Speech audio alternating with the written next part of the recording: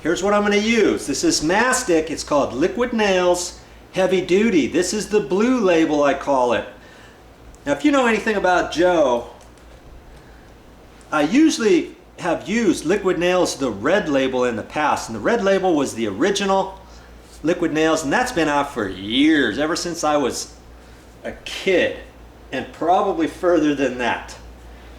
But that's when I started learning about Liquid Nails, and we use that for all kinds of stuff on the construction job sites and everything.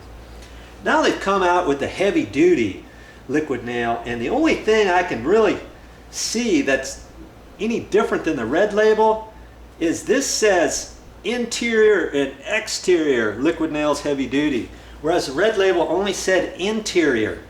And like I say, this is kind of, my repair is kind of mimicking exterior conditions because I'm in a shower alcove area and the door's extending over the edge just a little bit, right? And so that's why I want to use this rather than the red label. The red label would probably work, but you know what? I think I should just start getting in the habit of using the extra or the heavy duty Liquid Nail just to be on the safe side. It didn't cost that much more than the red label. It's only maybe 50 cents more. This is less than $4 at any hardware store. And just get in the habit. Whenever you need mastic for anything, make sure you read the label, of course. There's all kinds of directions on the side, what it's good for, what it's not good for. But you know, for this project right here, this is the stuff you gotta use. As with most mastics, when you cut the end of this off too, there's probably going to be a label inside it, you know, that holds the mastic from coming out. You got to penetrate that. Just make sure you always do that. You want to penetrate that, and then you're assured that the Liquid Nails is going to come out. It's not going to spooge out of the back side and get all in your nail gun or your caulking gun and that kind of stuff. Before I pack that with Liquid Nail, I want to make sure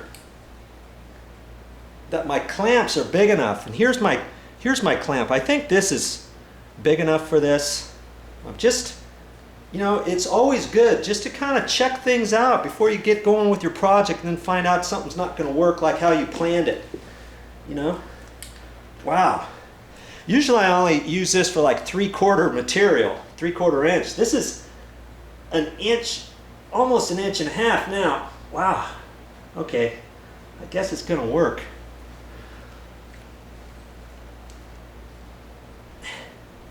I've got 4 clamps, so I've got to figure strategically where I want these located.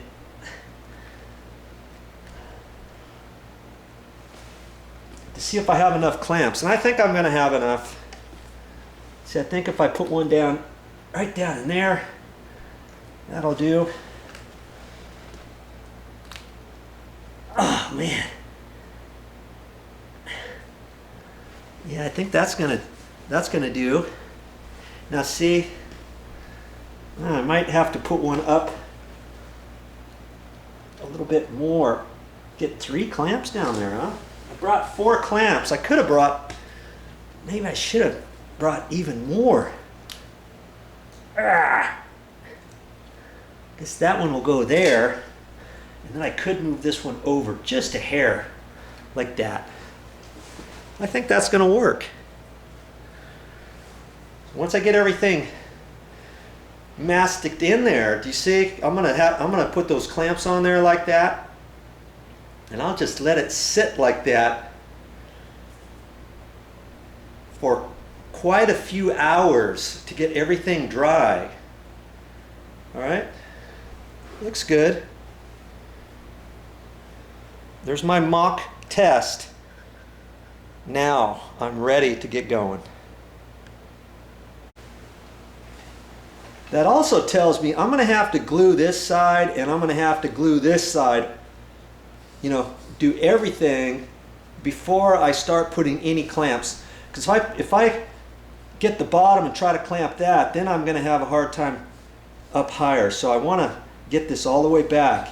And filling up this, I'll have to do that after this all dries. Then I can put some more mastic on there at the end. Okay?